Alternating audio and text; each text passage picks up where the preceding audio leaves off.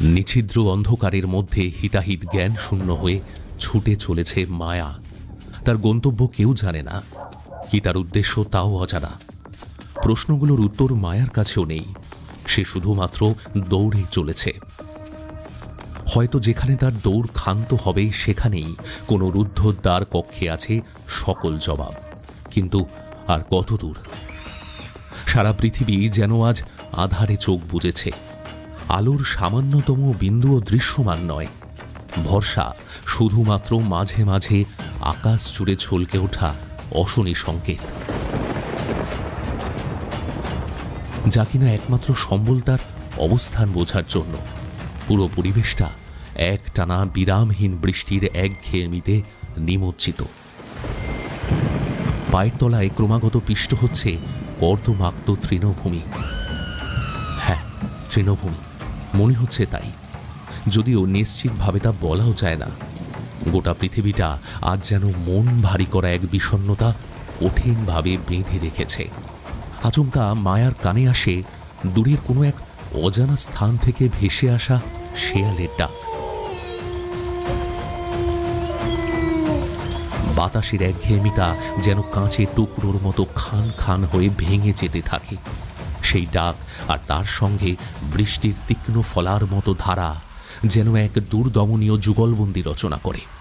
অন্ধকারের যে এক প্রাণনাশকারী হুঙ্কার থাকে, সে আজ প্রতি পলে তা প্রত্যক্ষ করছে।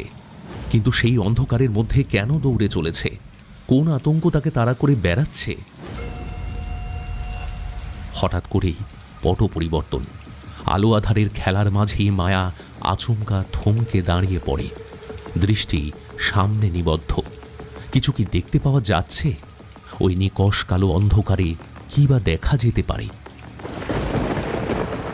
আবার একবার বিদ্যুৎ চমকের সাথে ধরাধাম কাঁপিয়ে মেঘু গর্জনে চারপাশটা দৃশ্যমান হতেই দেখা গেল এক পা করে পিছিয়ে যাচ্ছে মেয়েটা। তার চোখে মুখে ফুটে ওঠা ভয়টাকে ব্যাখ্যা করার কোনো শব্দই হয়তো যথেষ্ট নয়। কিন্তু কাকে দেখে তার এত ভয়? ওই দূরে কোনো এক ছায়ামূর্তিকে দেখা যাচ্ছে না? কেউ? কোনো মানুষ নাকি অন্য কিছু? নাকি শুধুই একটা ছায়া? না, এটা কোনো মানুষ হতে পারে না। মায়া এবারে ভয়ে উল্টো দিকে আবার দৌড়তে শুরু করল। এ যেন এক অজানা আতঙ্ক তাকে নিজের প্রাণ বাঁচানোর প্রাণপণ চেষ্টায় দৌড় করিয়ে চলেছে। বৃষ্টির মধ্যে কাক ভেজা হয়ে ছুটতে ছুটতে বিধ্বস্ত মায়া এখন বড়ই ক্লান্ত। কত দূরে এভাবে ছুটে যেতে হবে তাকে জানে না। আরও এক পট পরিবর্তন। নিকষ কালো অন্ধকারটা এবারে ধীরে ধীরে সরে যেতে থাকে। চারপাশের দৃশ্যমানতা কিছুটা ফিরে আসে। একটা হালকা ঘোলাটে আর হলদেটে আলো যেন তাকে দিশা দেখাতে শুরু করে। তবে কি ঈশ্বর সহায় হলেন? হয়তো তাই। হঠাৎ মায়া খেয়াল করল যে বৃষ্টিটা থেমে গেছে। এমনকি দূরে যেন কয়েকটা আলোর বিন্দুও দেখা যাচ্ছে। ওই দিকে তাকিয়ে সে একটা দীর্ঘশ্বাস ফেলে। সামনের দিকে এগিয়ে চলে। আলো রেখাগুলো এখন আগের থেকে আরো স্পষ্টতর। নির্দিষ্ট স্থানে পৌঁছতেই হাঁপাতে হাঁপাতে মাটিতে বসে পড়ে মেয়েটা।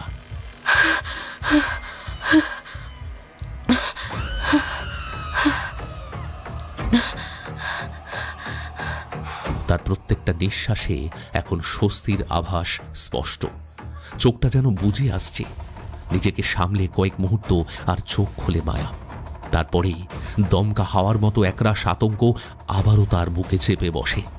এটা তো একটা শ্মশান। কাতারে কাতারে চিতা জ্বলছে সেখানে। মায়া চিৎকার করে জিজ্ঞাসা করে, এখানে কেউ আছেন? প্লিজ প্লিজ আমাকে বাঁচান, বাঁচান আমাকে। কিন্তু কোনো উত্তর পাওয়া যায় না। বাতাস এখন পুতিগন্ধময়। এ আতঙ্কের মাঝেও মায়ার মনের মধ্যে হাজার প্রশ্ন ভিড় করতে শুরু করে। আর সেই প্রশ্নের উত্তর খুঁজতেই একটু একটু করে সে এগিয়ে যেতে থাকে। জ্বলন্ত চিতাগুলোর মাঝে একটা সাজানো কাঠের উপর ধপধপে সাদা কাপড়ে ঢাকা একটা মৃতদেহের উপর নজর পড়ল তার। সে যেন ধীরে ধীরে পাগল হয়ে যাচ্ছে। বেশ কয়েকবার তার মনে হলো যে এটা একটা দুঃস্বপ্ন না তো। তাই যদি না হয় তাহলে এই জায়গা থেকে ফেরার পথ কোথায়? কৌতূহলী মন নিয়ে মৃতদেহটির মুখ থেকে কাপড়টা একটু সরাতেই একটা মর্মভেদী চিৎকার করে কয়েক হাত পিছিয়ে মাটিতে পড়ে গেল মায়া। এটা তো আমার নিজেরই মৃতদেহ। সারা শরীরে কাঁপুনি ধরিয়ে একটা বিদ্যুৎ প্রবাহ খেলে যায়। ঘোর কাটতেই মায়া বুঝতে পারে যে এতক্ষণ ধরে সে এক ভয়ঙ্কর স্বপ্নালোকে বিচরণ করছিল।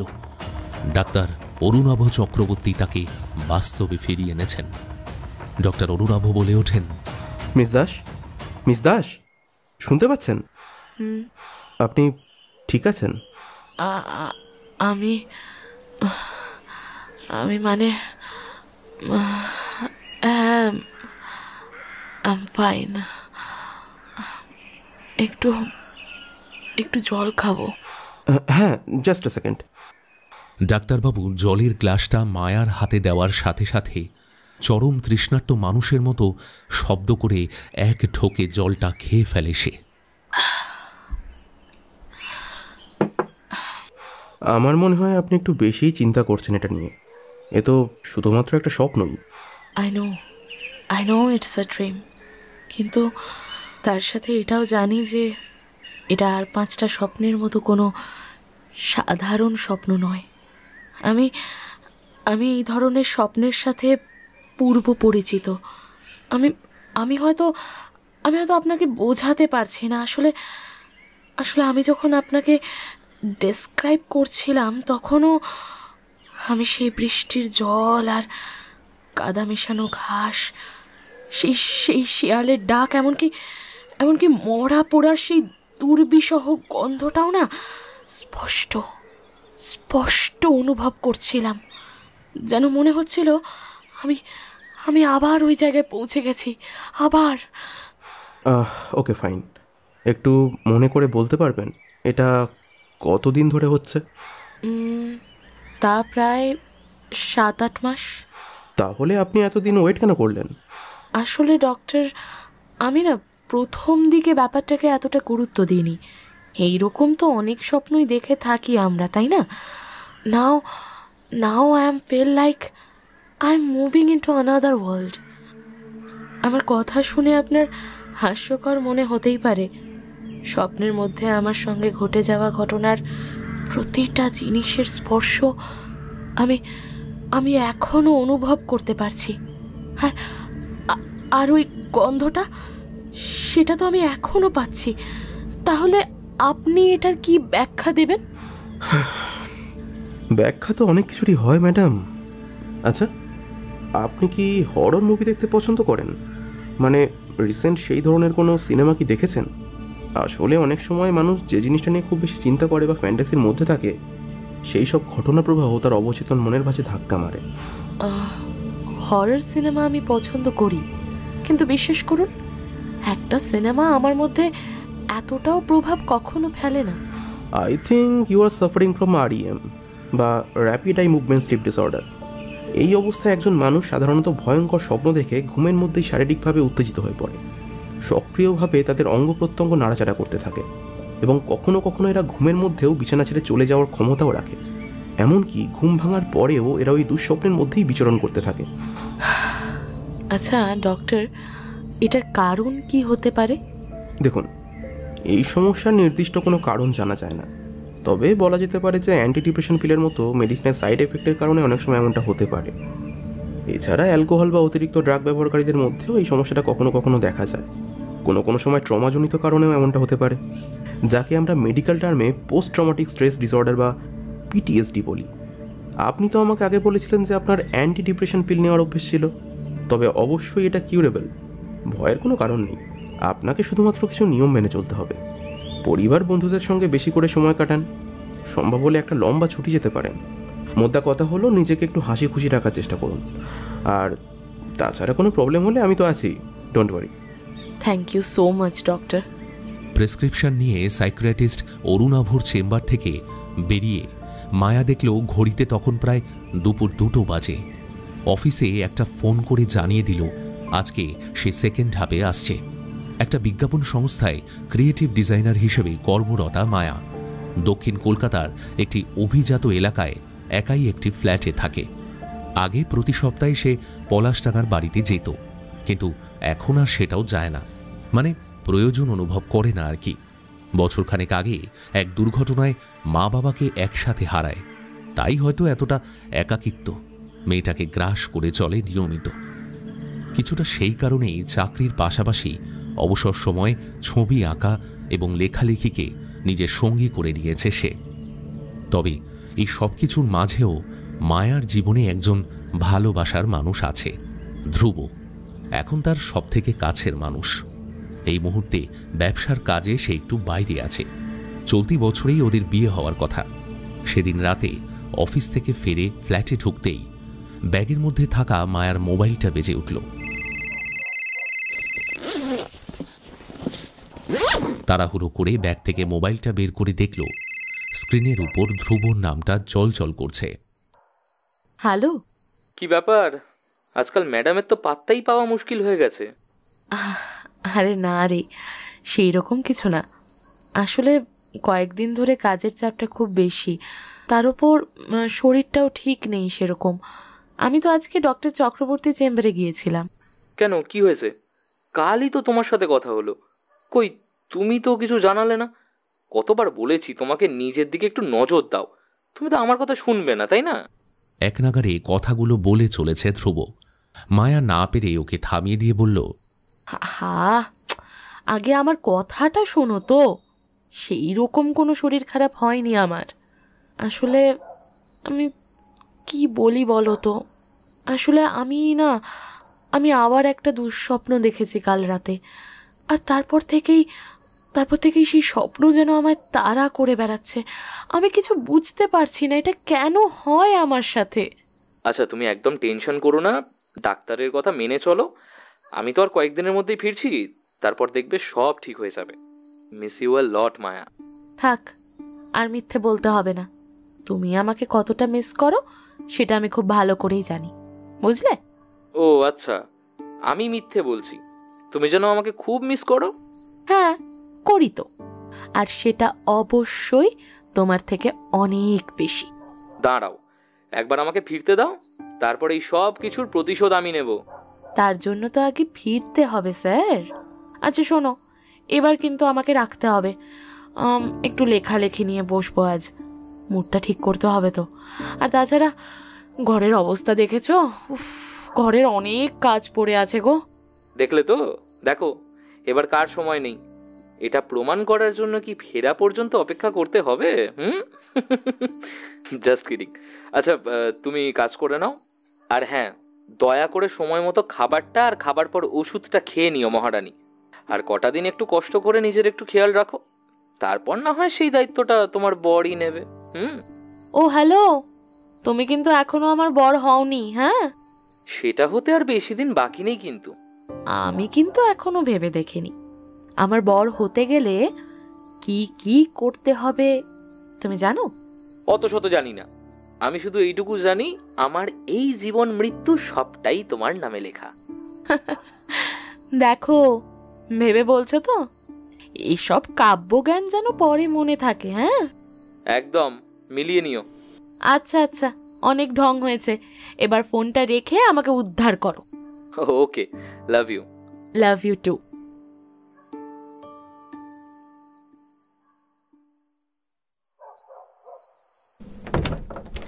সেদিন সন্ধ্যের পর অফিস থেকে বাড়ি ফিরে ফোনটা খাটের উপর রেখে একরাশ মানসিক এবং শারীরিক ক্লান্তি নিয়ে মায়া নিজেও বিছানায় গা এলিয়ে দিল। কিছুক্ষণ পরে একটা হুইস্কির পেগ বানিয়ে সে পিঙ্ক ফ্লয়েড শুনতে বসে। ওটা ওর প্রিয় ব্যান্ডের গান। দ্য ওয়াল অ্যালবামের গান চলছে মিউজিক সিস্টেমে। ঘরভর্তি মা বাবার সাথে মায়ার সুন্দর মুহূর্তের কিছু ছবি। ও চোখ বন্ধ করে হুইস্কি গলায় ঢালতে থাকে। নেশার ঘরে কখন যে চোখটা বন্ধ হয়ে এলো বুঝতেই পারল না। রাত তখন 1টার একটু বেশি বাজে। ঘুমের মধ্যেই মায়ার মনে হলো যেন দম বন্ধ হয়ে আসছে। একটা খুব ভারী কিছু জিনিস যেন ওর বুকের উপর চেপে বসে আছে। গলায় অসহ্য যন্ত্রণা। চোখ খুলে কোনো রকমে নাইট বাল্ব জ্বালাতেই নিজের অজান্তেই মায়া খাটের একপাশে ছিটকে সরে আসে। সম্পূর্ণ সজ্ঞানে এসে প্রত্যক্ষ করে একটা অভাবনীয় অথচ ভয়ঙ্কর দৃশ্য। খাটের ঠিক মাথার দিকে যেন ছায়া সদৃশ্য একটা অবয়ব দেখা যাচ্ছে। তাড়াতাড়ি ঘরের অন্য আলো জ্বালাতেই সবকিছু পরিষ্কার, কোথাও কিচ্ছু নেই। কিন্তু সেটা নেভালেই আবার সেই ছায়ামূর্তির উপস্থিতি। এর সাথে যোগ হলো এক জঘন্য গা গোলানো গন্ধ। এবারে হাত পাগুলো শিথিল হয়ে আসছে মায়ার। চিৎকার করতে গিয়েও যেন গলা দিয়ে কোনো আওয়াজ বেরোচ্ছে না, কোথাও কোনো শব্দ নেই। একটা নিঃশব্দ রাত, দূর থেকে শুধুমাত্র একদল কুকুরের চিৎকার ভেসে আসছে। সবকিছু মিলিয়ে মায়ার মনে হচ্ছে যেন স্বয়ং মৃত্যু তাকে আলিঙ্গন করতে এসেছে। শরীরের সমস্ত জোর লাগিয়ে এসে বিছানা থেকে উঠে দৌড়ে বাইরে বেরিয়ে যায়। বুকের ভিতর যেন একটা বিশাল আকারের হাতুড়ি পেটানোর শব্দ হচ্ছে। হাত পা রীতিমতো কাঁপছে মায়ার, হাঁপাচ্ছে সে।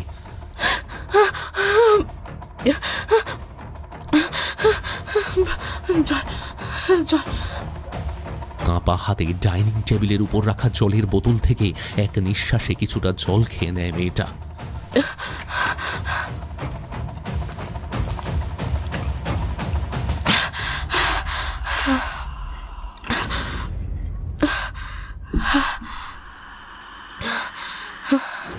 তারপর কোনো রকমে চেয়ারটা টেনে নিয়ে বসে গলায় হাত বোলাতে শুরু করে। একটু পরে মায়া বেডরুমে উঁকি মেরে দেখার চেষ্টা করে। না, স্বল্প আলোয় কাউকে দেখা যাচ্ছে না আর। কিন্তু কিন্তু ওটা কি ছিল? কোনো স্বপ্ন সে দেখেনি, সেটা পরিষ্কার। মায়া সমানে নিজেকে বোঝানোর চেষ্টা করে চলেছে। না না না না, এটা এটা হতে পারে না। এটাও একটা দুঃস্বপ্ন ছিল। তাছাড়া ডক্টর তো বলেছেন এটা অন্য কিছু নয়, স্ট্রেস থেকে। এটা স্ট্রেস থেকে হতে পারে। হ্যাঁ, স্ট্রেস থেকেই হচ্ছে। নিজের মনেই বিড়বিড় করে চলেছে সে। বেশ কিছুক্ষণ পরে মনে সাহস নিয়ে এক পা করে ঘরে ঢুকেই লাইট অন করে পুরো ঘরটা একবার ভালো করে দেখে নিল সে। না, কোথাও কিচ্ছু নেই। সেই রাতে আরও অনেকটা সময় জেগে থেকে একসময় ক্লান্তিতে মায়ার চোখটা জুড়িয়ে আসে।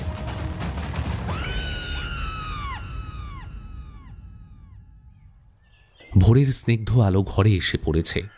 মায়া চোখ খুলে নিজেকে মেঝেতে শুয়ে থাকতে দেখে কিছুটা ভ্যাবাচ্যাকা খেয়ে যায়।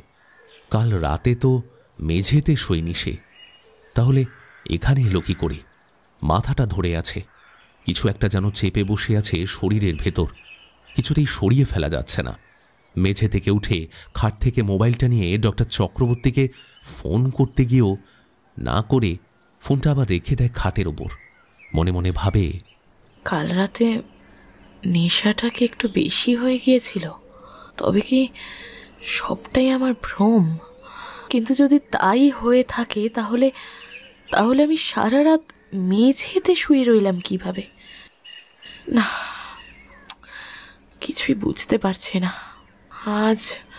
আজ আরেকবার ডক্টরের চেম্বারে যেতেই হবে।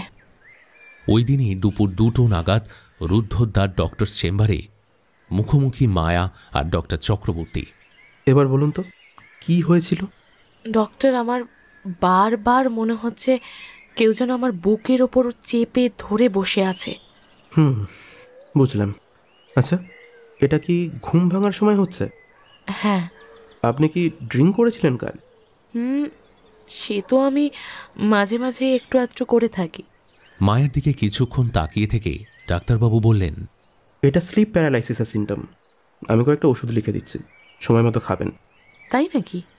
আচ্ছা ডক্টর, এটা ডেডলি না তো? না না, এটা জেনেটিক। কখনো কখনো 1 বা 2 জেনারেশন স্কিপ করে হয়, তবে এর ট্রিটমেন্ট আছে। আপাতত ওষুধ খেয়ে যেতে হবে কিছুদিন। আচ্ছা, খাবো তাহলে। Thanks doctor. My pleasure.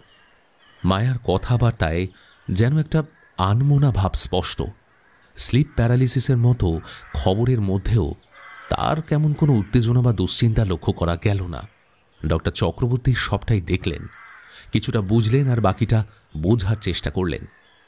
Clinic থেকে ওষুধগুলো নিয়ে মায়া একটা ক্যাব বুক করে বাড়ি ফিরছে। মাথাটা এখনো ভারী হয়ে আছে। সকালে ঠিক করেছিল মায়া যে আজ আর অফিস যাবে না, সারাদিন নিজের মতো লেখালেখি করে সময় কাটাবে। ফ্ল্যাটে ফিরে আজ নিজে থেকেই সে ধ্রুবকে ফোন করল। বেশ কয়েকবার রিং হবার পর রিসিভ করে ফোনের ওপার থেকে ধ্রুব বলল, বলো সেনরিটা, আজ তো বিনা মেঘেই জল। আজ মহারানী অফিস টাইমে আমাকে কল করলো যে। উফ, কেন বলো তো? আমি কি তোমাকে ফোন করতে পারি না? I miss you so much. Oh really? I miss you too. এবার বলো তো কি হয়েছে তোমার? তুমি অফিসে তো? না, আজকে ছুটি নিয়েছি, ফ্ল্যাটেই আছি। কেন, কিছু হয়েছে নাকি? আর আরে ও অলরাইট মায়া, তোমার গলাটাও কেমন যেন লাগছে আমার। এই ঠিক কি হয়েছে বলো তো? বলবো বলবো, সব বলবো। এত প্রশ্ন করলে হয় নাকি? হ্যাঁ, একটু শান্ত হও আগে। আচ্ছা তুমি আগে বলো, তুমি কবে ফিরছো? ফিরবো, তুমি তো আমার ভবিতব্য মায়া, তাই তোমাকে ছেড়ে আর যাবো কোথায় বলো তো? তুমি সত্যি বলছো? ইয়েস ডার্লিং, আমি আসছি। ওয়াও, আমি যে কি খুশি, আমি তোমাকে বলে বোঝাতে পারবো না। আচ্ছা শোনো না, এবার আমাকে রাখতে হবে, কিচেনে যাব। আচ্ছা বেশ, রাখো, আমারও কিছু কাজ আছে। ফোনটা রেখে মায়া একটা ব্ল্যাক কফি বানিয়ে ল্যাপটপের সামনে বসে। অনেকদিন লেখালেখি নিয়ে বসা হয় না। বুকশেলফ থেকে বেশ কয়েকটা বই আর নিজের ডায়েরিটা হাতের কাছে নিয়ে বসেছে। এইভাবেই সারাদিন কেটে গেল। কিন্তু দিনের আলো ডুবতেই আবার সেই ভয় মাথা চারা দিয়ে ওঠে ওর মনে। কি করবে সে? যেন ভয় পাওয়া ছাড়া আর কোনো উপায় নেই। তবে আজ কিছুটা হলেও মায়া স্বস্তি পেয়েছে ডক্টর চক্রবর্তীর কথাগুলো শুনে। সেই রাত্রে তাড়াতাড়ি খাবার পর ওষুধ খেয়ে ঘুমানোর চেষ্টা করল মায়া। সেই রাতে আর কোনো সমস্যা হলো না। ওইরকম স্বপ্ন আর আসেনি। মায়ার সিংহভাগ দুশ্চিন্তা যেন একটা রাতের মধ্যেই কেটে যায়। আবার সেই দৈনন্দিন রুটিন শুরু। এরপর কেটে যায় কয়েক সপ্তাহ। অফিসের কাজ সামলে চরম ব্যস্ততায় দিন কাটছে ওর। মনে মনে সে ডক্টর চক্রবর্তীকে ধন্যবাদ জানায়। মায়া এখন অনেকটাই সুস্থ বোধ করছে। রাতে আর সেরকম কোনো সমস্যা হচ্ছে না। মনে হয় আস্তে আস্তে সব ঠিক হয়ে যাবে। কিন্তু এসব ভাবাটাই সার। এক রাতে আবার এমন একটা ঘটনা ঘটে গেল যাতে যাতে চিন্তার পারদ কমার বদলে বেড়েই গেল অনেক গুণ। সে রাতে মায়া ঘুমাতে যাবার জন্য প্রস্তুতি নিচ্ছে। অনেকটা লেখার পর মনটা বেশ ফুরফুরে লাগছিল। অফিসের কাজেও বেশ ভালোই প্রোগ্রেস হচ্ছে। শোবার আগে এক হাতে প্রিয় ব্ল্যাক কফি আর হেডফোনে এলভিস প্রেসলিকে সঙ্গী করে ব্যালকনিতে গিয়ে দাঁড়ায় সে। পূর্ণিমার জ্যোৎস্নায় মহানগরী এক মোহময়ী রূপে সেজে উঠেছে। উঁচু ব্যালকনিতে দাঁড়িয়ে মায়া কিছুক্ষণ সেটা উপভোগ করতে থাকে। কফি শেষ করে ঘরে আসতেই একটু খটকা লাগলো তার। একটা পোড়া গন্ধ আসছে যেন, কিন্তু কোথা থেকে আসছে সেটাই বোঝা যাচ্ছে না। হলঘরে বা রান্নাঘরে গিয়ে মায়া দেখে আসলো, কিন্তু সেখানে তো কিছু পড়ছে না। কিছু বুঝতে না পেরে অগত্যা বেডরুমে ফিরে আসে। শুতে যাওয়ার আগে চুল আঁচড়ানো আর গান শুনতে শুনতে ঘুমোতে যাওয়া মায়ার অভ্যেস। আয়নার সামনে দাঁড়িয়ে কিছু একটা চিন্তা করছিল মেয়েটা। চিরুনিটা হাতেই থেকে গেছে। ঠিক সেই সময়ে ঘাড়ের কাছে একটা ঠান্ডা হাওয়ার মতো কিছু যেন অনুভব করল। গায়ে নিঃশ্বাস ফেললে যেমন হয়, এই অনুভূতিটাও প্রায় সেরকমই। চমকে পেছনে ঘুরিয়ে তাকিয়ে দেখল মায়া। না, কিছুই দেখা গেল না। মনের ভুল বলে নিজের মনকে বুঝিয়ে আবার সে নিজের কাজে ব্যস্ত হয়ে পড়ে। এবারে আয়নার দিকে নজর যেতেই একটা অদ্ভুত জিনিস চোখে পড়ল। আয়নার ওপারে ও নিজের প্রতিচ্ছবিটা যেন একটু অন্যরকম লাগছে। চোখের নিচটা যেন অস্বাভাবিক কালো, চোখের কোণগুলো বেশ লালচে, আর হাত মুখ কেমন যেন ফ্যাকাশে বিবর্ণ হয়ে গেছে। বেশ আতঙ্কে পিছিয়ে সে মায়া সঙ্গে সঙ্গে বাইরে বেরিয়ে বাথরুমের আয়নায় নিজেকে দেখতে চায়। কই, কিছু তো হয়নি ওর চেহারায়। তবে কি নিজের ঘরের আয়নায় কোনো সমস্যা হয়েছে? আবার ঘরে গিয়ে আয়নায় নিজের মুখ ভালো করে দেখতে লাগে, কিন্তু সেই বিবর্ণ চেহারাটাই নজরে আসছে আবার।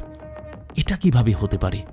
মনের সংশয় দূর করার জন্য আয়নাটা বারবার পরিষ্কার করতে থাকে। আর ঠিক সেই সময় ঘটে সেই অপ্রত্যাশিত ঘটনা। আয়নার সামনে দাঁড়িয়ে থাকা ওরই বিকৃত প্রতিচ্ছবি ওকে দেখে নিঃশব্দে হাসতে শুরু করে। ভয় পেয়ে নির্বাক মায়া আয়না থেকে এক পা করে পিছিয়ে যেতে থাকে। আর ঠিক সেই সময়ে আয়নার ভিতর প্রকট হলো সেই ছায়ামূর্তি, যে ওকে স্বপ্নের মধ্যে তাড়া করে বেড়াচ্ছে।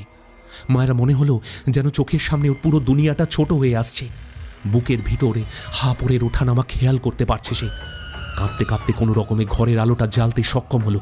আলো জ্বালতেই সব স্বাভাবিক, কোথাও কিচ্ছু নেই। What the hell is this? What's happening?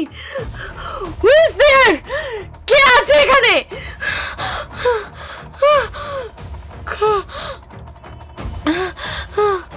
এই বলে জোরে চিৎকার শুরু করে সে, কিন্তু কোথাও কোনো উত্তর নেই। এটা ধ্রুবকে বললেও হয়তো হাসবে, কিন্তু একেবারেই কাউকে জানালে হবে না। বাকি রাতটা সে জেগেই কাটিয়ে দেবে বলে ঠিক করে। কিন্তু নিমেষের মধ্যে আবার মনে পড়ে গেল ডাক্তারের দেওয়া ঘুমের ওষুধের কথা। সত্যি এত চাপ নিলে পাগল হয়ে যাবে সে। বিশ্রামের প্রয়োজন। আর সময় নষ্ট না করে ওষুধ খেয়ে ঘুমোবার চেষ্টা করে মায়া। আবার সেই একই ভয়ঙ্কর স্বপ্নের পরিবেশ। এবার ঘুটঘুটে অন্ধকারের মধ্যে মায়া একা হেঁটে চলেছে। ওর হাঁটার ধরন বলে দিচ্ছে গন্তব্যস্থল ওর পূর্ব পরিচিত। হ্যাঁ, একদমই তাই। সামনে একটা পরিচিত পুরনো বাড়ির মধ্যে ঢুকে পড়ল সে। কোনো দিকে না তাকিয়ে সিঁড়ি দিয়ে উপরে উঠে দেখে একটা ঘরের মধ্যে ওর মা বাবা বসে আছে। ওদের চোখ মুখের রং কেমন যেন ফ্যাকাশে, যেন সেখানে রক্তের অভাব। মায়াকে দেখে ওর মা বলে ওঠে, কাছে আয় মা, তোর জন্য আমরা সেই কবে থেকে অপেক্ষা করে আছি বলতো। এবারে একটা জমাট বাঁধা আতঙ্ক মায়ার বুকে চেপে বসে। কোনো কথা না বলে সে তড়িঘড়ি সিঁড়ি দিয়ে নেমে পালানোর চেষ্টা করে, কিন্তু দরজাটা এখানেই ছিল না। সেটা কোথায়? বেরোনোর দরজাটা কোথাও দেখতে পাচ্ছে না সে। পাশের একটা ঘরে ঢুকে মায়া দেখে একটা ছোট্ট বাল্ব জ্বলছে, আর সেই অল্প আলোতেও বেশ পরিষ্কার দেখা যাচ্ছে যে আয়নায় দেখা ওই বিকট ছায়ামূর্তি ঘরের একটা কোণায় দাঁড়িয়ে মায়ার দিকে একটানা তাকিয়ে আছে। মায়া আতঙ্কে আবার পাগলের মতো দৌড়ে পালাতে থাকে। এর বাড়ির বাইরে তাকে যেতেই হবে, কিন্তু যেদিকেই যাচ্ছে সেখানেই সেই অবয়ব। না পেরে শেষমেশ মনে জোর এনে চিৎকার করে প্রশ্ন করে মায়া, কে তুমি? কে তুমি? হ্যাঁ, কি চাও তুমি? হ্যাঁ, কি চাও? কথাগুলো বলার পরেই অন্ধকারের মধ্যে একটা পায়ের শব্দ শোনা যায়। হৃদস্পন্দন ক্রমাগত বেড়েই চলেছে মায়ার। হঠাৎ সেই অন্ধকারের মধ্যে দিয়ে একটা চেনা গলার আওয়াজ যেন ভেসে এলো। কি হয়েছে মায়া? এত ভয় কিসের? এই তো আমি এসে গেছি। ধ্রুব, তুমি এখানে কি করে এলে? আমি তো সব সময় তোমার সাথেই আছি মায়া, তুমি তো জানোই। মায়া বুঝতে পারে ওর খুব কাছেই কেউ দাঁড়িয়ে আছে, এবং শুধু তাই নয়, এই উপস্থিতির অনুভূতিটা মায়ার খুব চেনা। ধ্রুব, হ্যাঁ, ওই এসেছে। পিছনে ফিরে কোনো দিকে না তাকিয়ে মেয়েটা অন্ধকারের মধ্যেই ধ্রুবকে জড়িয়ে ধরে। আর ঠিক সেটাই যেন করা উচিত ছিল না তার। মায়া অনুভব করে ধ্রুবর শরীরটা যেন কাঠের মতো শক্ত হয়ে আসছে। তার সঙ্গে সেই উগ্র গন্ধে দম বন্ধ হয়ে আসছে। আবার এক ঝটকায় পিছিয়ে এসে মায়া সেই অল্প আলোতে দেখতে পায় আলো আধারির মধ্যে দাঁড়িয়ে আছে সেই ছায়া মূর্তিটা। কে তুমি? হ্যাঁ, কি চাও তুমি? হ্যাঁ, কি একটা চাও? অস্ফুট চিৎকার করে সে ওখান থেকে পালিয়ে যাবার চেষ্টা করে, কিন্তু ছায়া মূর্তিটা যেন এবারে তাকে তাড়া করেছে। দম বন্ধ হয়ে আসছে মায়ার, শরীরে অসম্ভব যন্ত্রণাও হচ্ছে। কেউ যেন তাকে কিছু ধারালো জিনিস দিয়ে বারবার আঘাত করছে। পালাবার পথ নেই, চিৎকার করলে কেউ সাড়া দেবে না, শুনতে পাচ্ছে না মায়ার মর্মভেদী আর্তনাদ কেউ। মেয়েটা শরীরের সমস্ত শক্তি প্রয়োগ করে সেই স্থান থেকে পালিয়ে যাবার চেষ্টা করে চলেছে, কিন্তু পথ কই। শরীরে প্রচণ্ড যন্ত্রণায় ঘুম ভেঙে যায় মায়ার। মোবাইলে রিং হচ্ছে। এবারে ও নিজেকে আবিষ্কার করলো ঘরের মেঝেতে। কোনো রকমে ঘরের আলো জ্বালিয়ে নিজের শরীর দেখে নিজেই চিৎকার করে ওঠে। এ কি, শরীরে একাধিক ক্ষত, শুধু তাই নয়, রক্তপাতও হয়ে চলেছে ক্রমাগত সেখান থেকে। এদিকে ফোনটা তখনও বেজেই চলেছে। মোবাইলটা হাতে নিয়ে দেখলো স্ক্রিনের উপর ধ্রুবর নামটা ভেসে উঠেছে। মায়া ভয় পেয়ে মোবাইলটা ছুঁড়ে ফেলে দিল খাটের ওপর। চারপাশটাকে কেমন যেন নরকের মতো মনে হচ্ছে তার। দিনে দিনে মায়ার স্বাস্থ্য ভাঙতে শুরু করল। চোখের নিচে কালি, সারাক্ষণ যেন নিজের মধ্যে থেকেও একটা না থাকার ভাব। ব্যক্তিগত জীবনের সাথে কাজেও এটার প্রভাব পড়েছে। অফিসে নানা রকম কানাঘুষো শুরু হলো। বস ওকে অবৈতনিক ছুটি নেওয়ার পরামর্শ দিলেন। মায়া মাথা নিচু করে অফিস থেকে বেরিয়ে আসে। মাথায় তখন অন্য চিন্তা ঘুরপাক খাচ্ছে। রাত হলেই অন্য কারোর উপস্থিতি উপলব্ধি করে প্রত্যেক দিন এভাবেই একটার পর একটা দিন কাটছে। কোনো উপায় না দেখে আবার ডক্টর অরুণাভ চক্রবর্তীর চেম্বারে হাজির হলো মায়া। বলুন ম্যাডাম, এখন কেমন আছেন? আসলে বেশ কয়েকদিন আপনার কোনো কল পাইনি তো। আচ্ছা ডক্টর, মৃত্যুর পরেও কি কেউ কখনো ফিরে আসতে পারে? Are you talking about spirits? Yes doctor.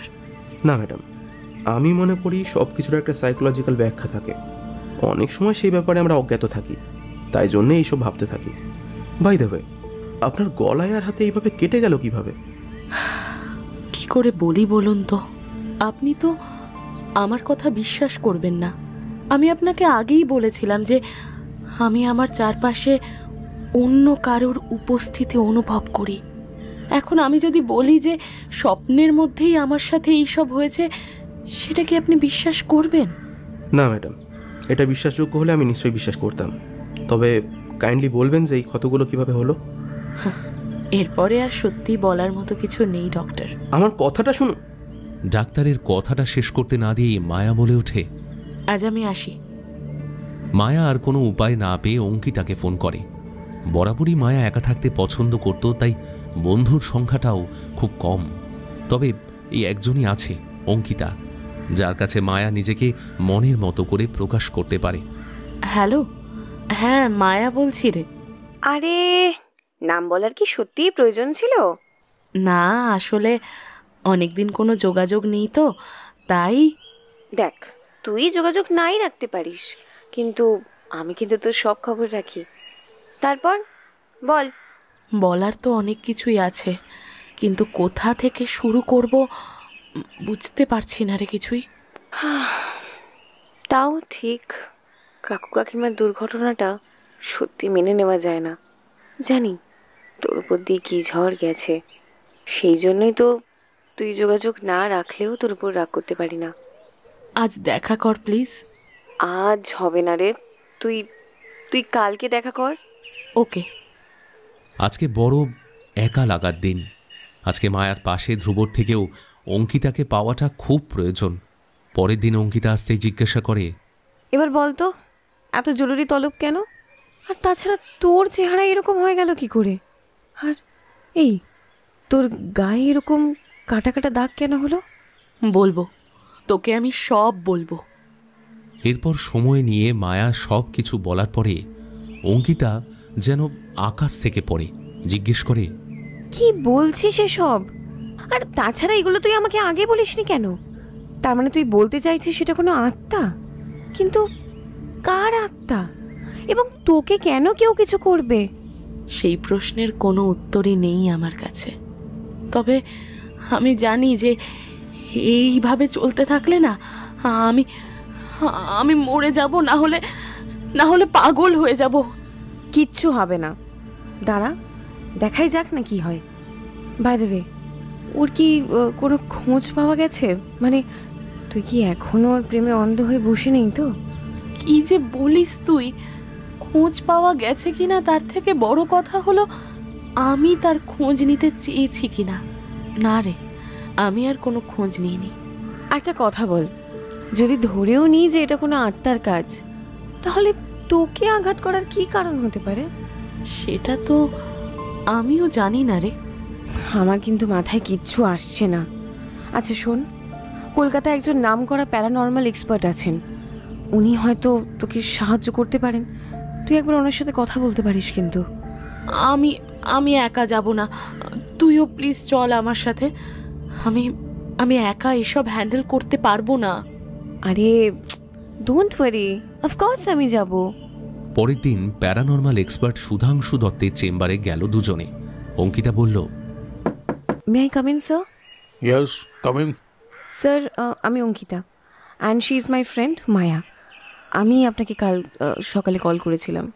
সুধাংশুবাবু এক নজরে শুকিয়ে যাওয়া মায়ার চেহারা দেখে উত্তর দিলেন, আচ্ছা, এবার বলুন তো, কালকে ফোনে আপনি যেটা কমপ্লিট করতে পারলেন না সেটা একটু খুলে বলুন তো।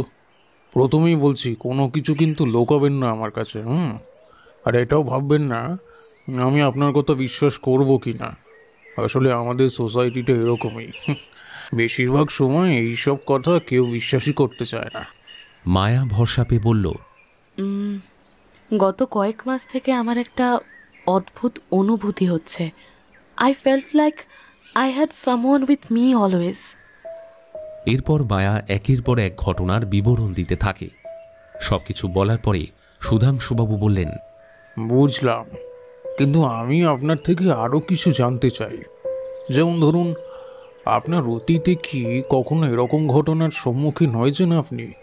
মায়া মাথা নেড়ে না বলে, দেখুন, কখনো কখনো এরকম হয় যে আমাদের প্রিয়জনেরা মৃত্যুর পরও আমাদের ছেড়ে চলে যেতে চায় না, আবার কখনো হয়তো যেতে পারে না।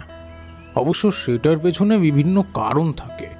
আমার প্রিয়জন বলতে শুধু আমার মা বাবা। ওরা চলে যাবার পর থেকে আমি একদম একা। আচ্ছা, আপনি কালকে একবার আসুন। মায়া এবং অঙ্কিতা একে অপরের মুখের দিকে তাকিয়ে বাইরে বেরিয়ে আসে। হঠাৎ করেই মায়ার কানের পাশে কেউ যেন ফিসফিসিয়ে বলে ওঠে, আমার থেকে মুক্তি নেই। আচমকা পিছনের দিকে তাকালেও কিছু দেখতে পেল না মায়া। কিরে, কি হলো? এরকম করছিস কেন? শরীর ঠিক আছে তো? সে সে বলে গেল আমার আমার মুক্তি নেই। অঙ্কিতা, অঙ্কিতা, আমাকে প্লিজ বাঁচা। আমি আমি বাঁচতে চাই। অঙ্কিতা, আমাকে বাঁচা, প্লিজ প্লিজ, আমাকে বাঁচা। অঙ্কিতা মায়ার হাত দুটো ধরে আশ্বাস দিয়ে বলে, কে কি বলে গেল? এখানে তো কেউ নেই। আর শোন, তুই একদম ভয় পাস না, কিচ্ছু হবে না, আমি আছি তো। কিন্তু এবার বলতো, ধ্রুব কবে আসছে? আমি আমি জানি না। আমি আমি আমি আমি কিচ্ছু জানতে চাই না। আমি ওকে না, ওকে আমি স্বপ্নের মধ্যে দেখেছি, জানিস? আমি আমি আমি ওকে স্বপ্নের মধ্যেও দেখেছি। ও আমাকে মারতে চায়, আমাকে মারতে চায় ও। এবার সত্যি তুই পাগল হয়ে গেছিস মনে হচ্ছে। যাই হোক, ছাড় এইসব এখন, তুই বাড়ি ফিরে যা। আর আর প্লিজ টেনশন করিস না। আর কোনো অসুবিধা হলে আমাকে ফোন করবি তুই। শোন না অঙ্কিতা, আজকের রাতটা আমার সঙ্গে থাকতে পারবি? হ্যাঁ, আমার না খুব খুব ভয় করছে রে। আমি আমি কিছুতেই ঘুমাতে পারবো না ভয়ে। প্লিজ আমার সাথে একটু থাক আজকের রাতটাও, প্লিজ। আচ্ছা, দেখছি দেখছি, তুই এখন বাড়ি ফিরে যা। আমার কিছু কাজ আছে, সেগুলো মিটিয়ে আমি তোর ফ্ল্যাটে পৌঁছে যাব। মায়া অঙ্কিতার হাত ধরে আবার জিজ্ঞাসা করে, এই অঙ্কিতা, বল না, তুই আসবি তো? হ্যাঁ হ্যাঁ রে বাবা, হ্যাঁ আমি আসবো। তুই নিশ্চিন্তে বাড়ি ফিরে যা।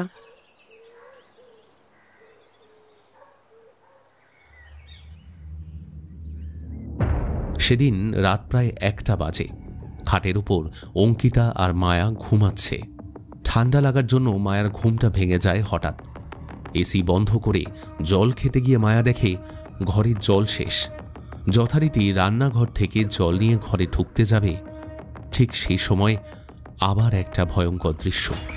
মায়া দেখে ঘরের মেঝেতে পড়ে আছে তার নিজেরই দেহ, আর কোনো এক মানুষরূপী জীব ওই দেহের পেট চিরে রক্ত খাচ্ছে। ঘরের মেঝে রক্তে ভেসে যাচ্ছে। এক মুহূর্তের জন্য যেন এক অন্ধকার জগতের মধ্যে হারিয়ে যেতে থাকে। আবার দম বন্ধ হয়ে আসছে ওর। এই বিভীষিকাময় ঘটনা নিতে পারল না মায়া। জ্ঞান হারালো সে। আচমকা একটা শব্দে অঙ্কিতার ঘুম ভেঙে যায়। সে দেখতে পায় মায়া ঘরে নেই। একটু অবাক হলো সে। ঘরের আলো জ্বালিয়ে কোথাও দেখতে পেল না তাকে। একটা অজানা দুশ্চিন্তা অঙ্কিতাকে গ্রাস করতে শুরু করে। ব্যালকনির দিকে পা বাড়াতেই অঙ্কিতার চক্ষু স্থির হয়ে যায়। একটা মৃত বিড়ালকে শক্ত করে ধরে মায়া ব্যালকনির এক ধারে বসে আছে। বিড়ালটা হয়তো ওর হাতের চাপি মারা গেছে। ওর অভিব্যক্তিতে এক অদ্ভুত পরিবর্তন হয়ে গেছে। দেখে মনে হচ্ছে এটা মায়া নয়, হয়তো অন্য কেউ। মায়া! অঙ্কিতা চিৎকার করে ডাকতেই মায়া মুখ তুলে অঙ্কিতার দিকে একবার তাকিয়ে সোজা ছুটে বাথরুমে গিয়ে দরজাটা বন্ধ করে দেয়। অঙ্কিতার পা যেন ওখানেই আটকে গেছে। কি করবে কিছুই বুঝতে পারছে না।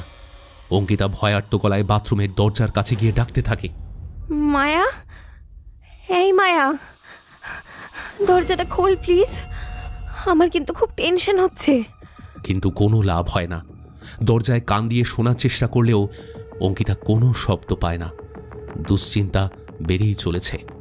কিছুক্ষণ পর মায়া দরজা খুলে হাউ হাউ করে কাঁদতে কাঁদতে অঙ্কিতাকে জড়িয়ে ধরে।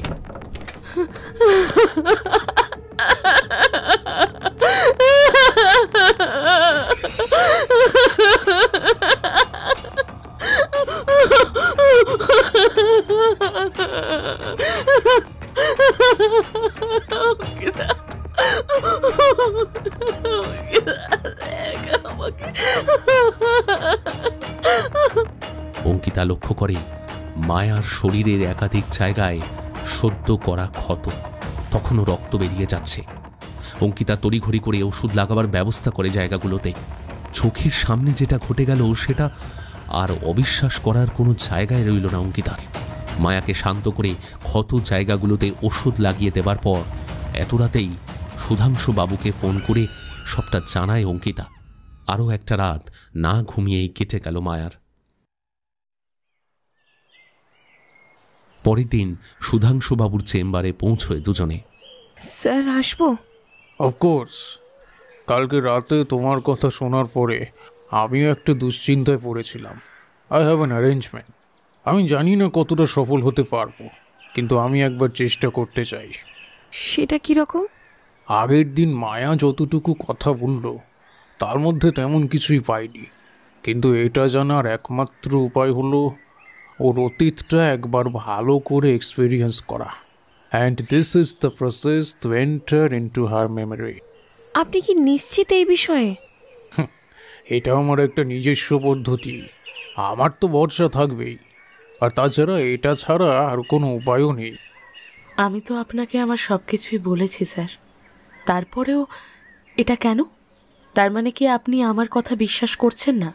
বিশ্বাস অবিশ্বাসের কোনো প্রশ্নই আসছে না ম্যাডাম। আমি শুধু আপনাকে সাহায্য করতে চাই, আর তার জন্যই এত কিছু আয়োজন।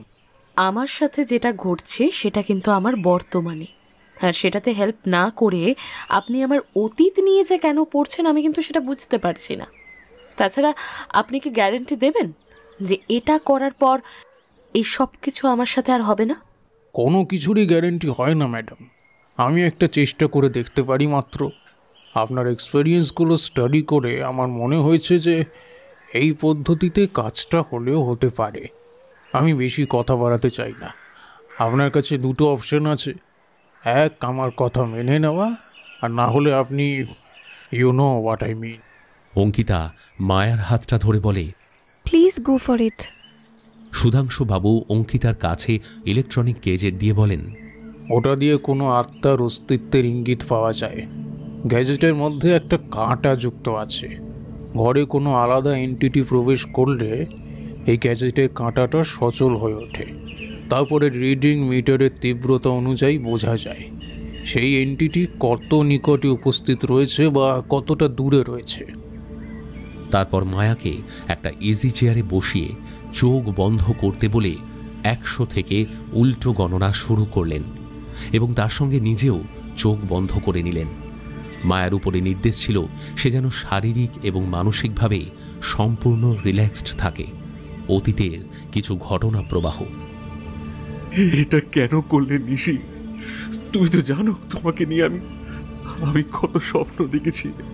প্লিজ প্লিজ আমার স্বপ্নগুলো এইভাবে ভেঙে যেতে দিও না প্লিজ। নিশির সঙ্গে ফোনে কথা বলতে বলতে কান্নায় ভেঙে পড়ল রক্তিম। দেখো, আমি কিন্তু তোমার স্বপ্ন ভাঙার কথা একবারও বলছি না। আমি শুধু আমার স্বপ্ন পূরণের কথা বলছি। তুমি হেল্প করবে কি না বলো? তুমি কি জানো, তুমি কি চাইছো?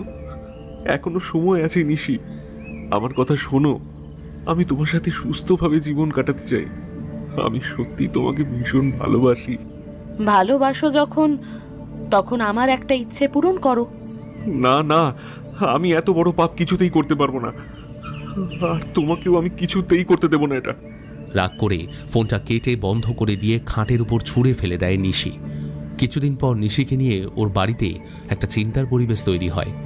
নিশির মা এবং নিশির বাবা আলোচনা করে নিজেদের মধ্যে। এটা আমাদের কি সর্বনাশ হলো বলো তো? আশেপাশের লোক জানতে পারলে কি বলবে? আমার না কিছু মাথায় ঢুকছে না, কিচ্ছু মাথায় ঢুকছে না। হ্যাঁ, তুমি একটু শান্ত হও। ডাক্তারের কথা মেনে নেওয়া ছাড়া আমাদের আর কোনো উপায় নেই। তাই বলে আমাদের একমাত্র মেয়েকে আমরা অ্যাসাইলামে দিয়ে আসবো? না না, এটা সম্ভব না, এটা কিছুতেই হতে পারে না, কিছুতেই হতে পারে না গো, কিছুতেই হতে পারে না। আরে একবার ঠান্ডা মাথায় ভাবো, আমাদের মেয়ের জন্য কি কি হতে পারে। সেদিন যদি আমরা না দেখতাম তাহলে রতনের কি অবস্থা হতো বলো তো? হ্যাঁ, বাড়ির কাজের লোক বলে কিন্তু কিচ্ছু চাপা থাকতো না।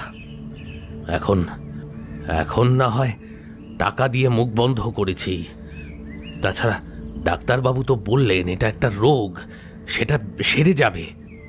নিশির মা বাবা জানতে পেরেছেন ওনাদের একমাত্র মেয়ে একটা কঠিন মানসিক ব্যাধিতে আক্রান্ত। নিশিও সেটা বিলক্ষণ জানে। খুন করা ওর কাছে একটা নেশার মতো মনে হয়। ইন্টারনেটে এই ধরনের ভিডিও দেখেই নিশি মানসিক শান্তি পায়। মৃত্যুর ঠিক আগের মুহূর্তে মানুষগুলোর ঠিকরে আসা চোখগুলো তাকে শারীরিকভাবে উত্তেজিত করে। ঠিক যেমন প্রিয় কবিতা পড়ার সময় একটা শিরশিরে অনুভূতি আসে, ঠিক তেমনি ডাক্তারি ভাষায় এটাকে হোমিসাইডাল স্যাডিজম বলে। সাধারণত ছেলেদের মধ্যেই দেখা যায়, মেয়েদের মধ্যেই রোগের প্রকোপ খুব কম। কয়েকদিন আগে নিশি বাড়ির কাজের ছেলে রতনকে মারার চেষ্টা করে, কিন্তু নিশির মা বাবার জন্য সেটা সফল হয়নি। তারপর থেকেই বাড়িতে একটা টানাপোড়েন চলছে। নিশি কোনোভাবেই রিহ্যাবে যেতে চায় না। সে তার ভিতরের রাক্ষসটাকে বাঁচিয়ে রাখতে চায়, ওখানেই ওর শান্তি। কিন্তু কিভাবে? এই শান্তির জন্যই নিশি রক্তিমের সাহায্য চেয়েছিল, কিন্তু রক্তিম কখনোই ভাবতে পারেনি যে শিকার জোগাড় না করে দেওয়ার শাস্তিস্বরূপ সে নিজেই নিশির শিকার হয়ে যাবে। হ্যালো, আমি রিহ্যাবে যাব। আমি বাড়িতে জানিয়ে দিয়েছি। মা বাবা তো আমার ভালোই চায়, তাই না? আমি জানতাম তুমি এটা ঠিক বুঝবে নিশি।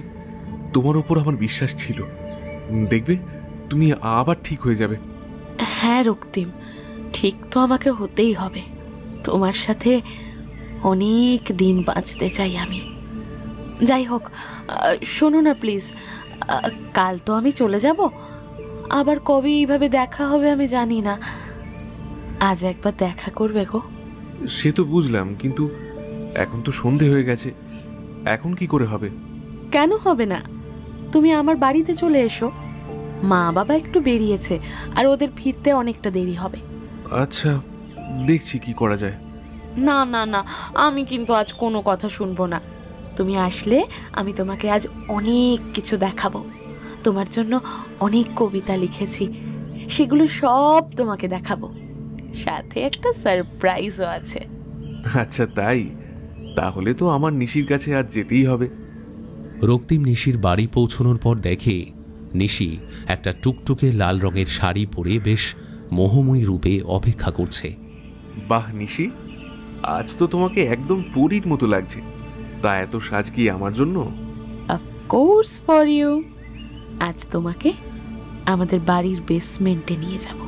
ওই দিকটায় কেউ আসে না, ওইখানেই তোমার জন্য সারপ্রাইজ আছে। নিশি রক্তিমের হাত ধরে বেসমেন্টের দিকে নিয়ে যায়।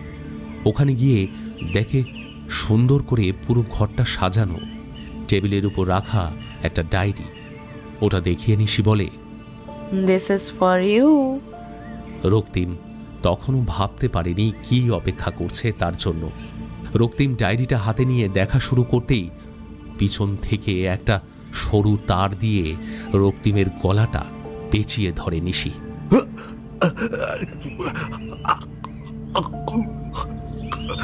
নিশি, এটা কি করছো তুমি?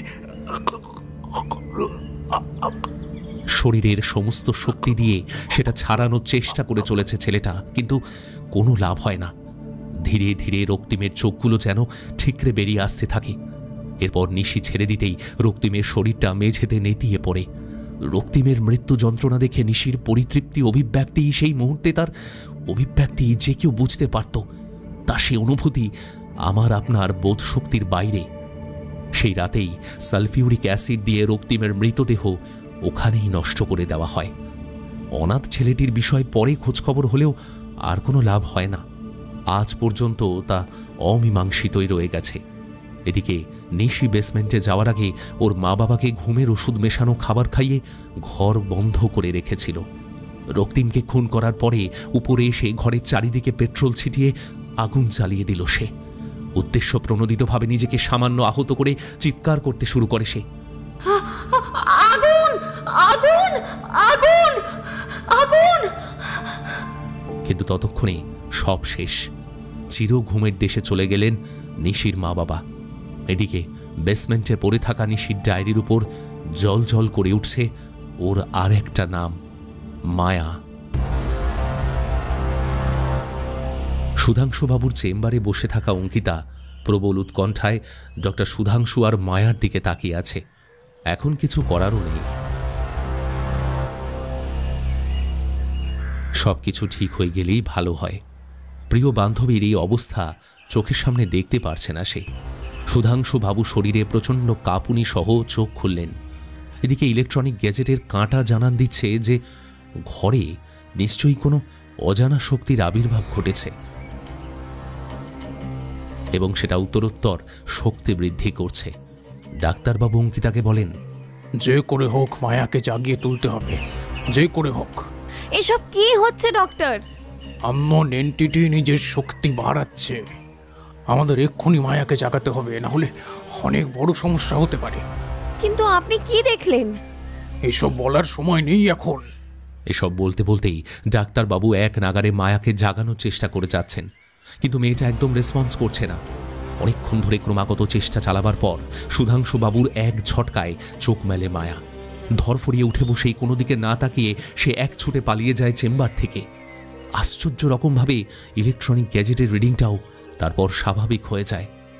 অঙ্কিতা মায়াকে ধরার জন্য পা বাড়াতেই ডক্টর সুধাংশু ওর হাত চেপে ধরে বলেন, অঙ্কিতা, ওয়েট।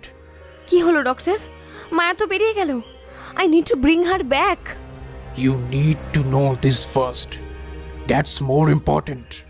কিন্তু মায়া? আপনি হাজার চেষ্টা করলেও মায়াকে ফিরিয়ে আনতে পারবেন না। It's difficult. Maybe it's too late now. আপনি আমাকে কিছুক্ষণ সময় দিন প্লিজ। বলুন। She has a dark past. আপনি মায়াকে কতদিন চেনেন একটু বলবেন? আমার কলেজ ফ্রেন্ড।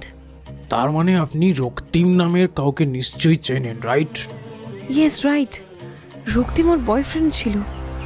কিন্তু আপনি কি করে? Does not matter. আমি আপনাকে এখন কিছু বলবো যা সম্পূর্ণ সত্যি কি না আমার জানা নেই, তবে বিষয়গুলো খতিয়ে দেখা প্রয়োজন। আসলে মায়ার কিছু সমস্যা ছিল যে কারণে ও। ডক্টর সুধাংশু সংক্ষেপে অঙ্কিতাকে সব বলার পরে ওরা দুজনে ছুটল মায়াকে খুঁজতে। প্রথম গন্তব্য মায়ার ফ্ল্যাট।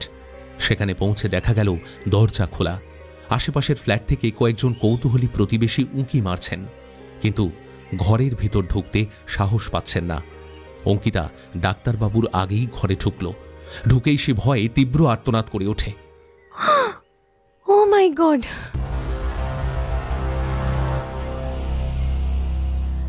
ডক্টর সুধাংশু তাড়াতাড়ি ফ্ল্যাটে ঢুকতেই প্রায় একই রকমভাবে চমকে ওঠেন। খাটের উপরে পড়ে রয়েছে মায়ার মৃতদেহ।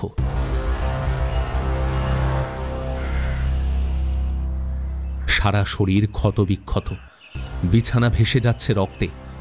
সুধাংশুবাবু আর কোনো কথা না বাড়িয়ে পুলিশে ফোন করলেন। অঙ্কিতা তখন মায়ার অসার দেহটার পাশে বসে অঝরে কেঁদে চলেছে।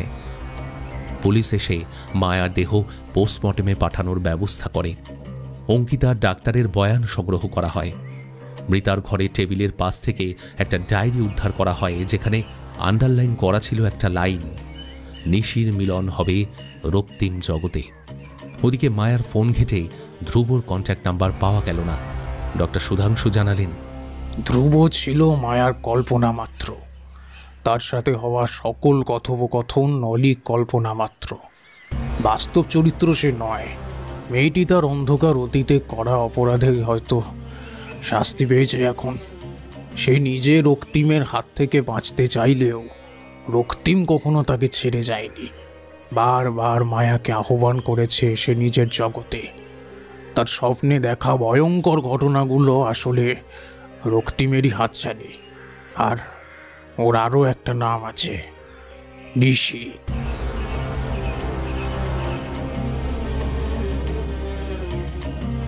রক্তিম ওকে নিশি বলেই ডাকতো, নিশির ডাক। মায়া কি তাহলে ধ্রুব নামের কোনো কল্পনাকে আশ্রয় করে এত দিন থাকতে হলো কেন? মনস্তত্ত্বের সব দিককে এত সহজে খোলা যায় না ম্যাডাম, তাই কিছু প্রশ্নের উত্তরও সবসময় পাওয়া যায় না।